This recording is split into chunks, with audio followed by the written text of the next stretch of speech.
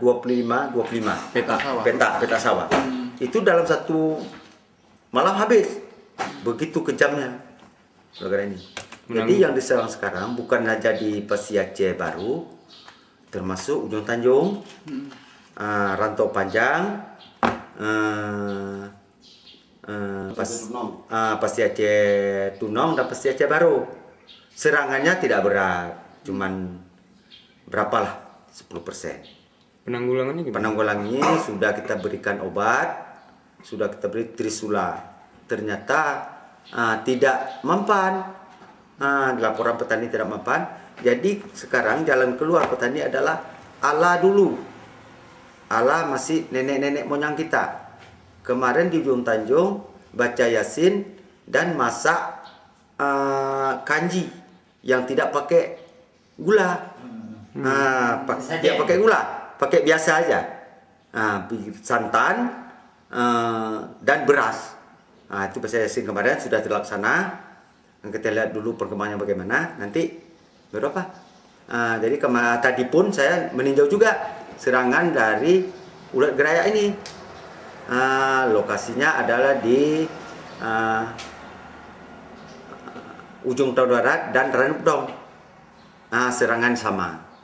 Serangannya sama, cuman sudah kita berikan obat juga, tapi di sana mempan obat tersebut. Malahan yang kita beri itu trisula, itu sudah dicoba, sudah mempan, sudah bisa. Adalah sedikit kekurangan ya. Jadi ini tadi memang telepon juga dari Pasir Aceh Baru. Kemarin tuh katanya serangannya agak berat, tapi ternyata kalau petugas datang sana agak berat. Belum begitu parah lah, masih bisa. Yang diserang adalah yang tanam yang baru ini. Yang tanam sudah kuning, sudah ada butir kuning sedikit, nggak diserang lagi. Yang baru keluar daripada malai ini. Ini yang diserang sekarang, dipotongnya malai itu kan. Serangannya ada malam, gitu. Itu penanggulangan dengan cara tradisional tadi itu dimaksudkan untuk apa itu, Pak? Ini kan nenek moyang kita kayak gitu dulu. Untuk penanggulangan kalau hama gini dianggap itu kadang-kadang bala daripada itu. Bala daripada desa itu tersebut. Kadang selama ini tidak ada kejujuran, ada permasalahan dari itu. Makanya datanglah ini bala ini. Maka bala ini kalau nenek yang kita kan baca Yasin. Baca Yasin dan buat kanji. Sudah itu batang kala ini kalau dibilang di itu batang kincung itu. Inilah tokok-tokok itu kembangkan, tanamnya terbalik, bukan tanamnya pucuknya ke atas, pucuknya ke bawah supaya wanginya itu merebak dengan bau wangi daripada batang kincung ini. Terusirlah hama tersebut dan menanam lagi bambu kuning. Bambu kuning itu sedang diupayakan oleh petani kita. Berarti cara tradisional ini disarankan oleh penyuluh, Pak? Penyuluh sementara dulu kan ada program ini, sekarang enggak begitu. Jangan banyak sekali pakai bahan kimia ini.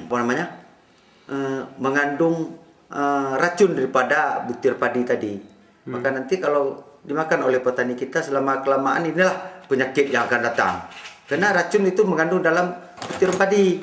Makanya sekarang ini memang pemerintah kita juga menganjurkan ala zaman itu akan dibuat lagi, akan dilaksanakan. Makanya sekarang ini petani udah mulai balik lagi ke sana. Seperti kita nanti ada hama tikus, kasih goreng pisang. Tapi di Pasir Aceh Baru tadi Pak kan sudah karena sekarang kan kita kan punya wilayah Pak. PPL ini misalnya PPL Pasir Aceh Baru dan Pasir Aceh Tunong, itu ada PPL-nya Pak sebenarnya. Kan kalau petani harus membuat laporan tertulis kalau ada hama-hama. Dibuat di desa. Dibuat di sini nanti rekomnya kita ajukan ke sana dengan hasil pengamatan PPL nih Pak di lapangan. Berapa serangannya?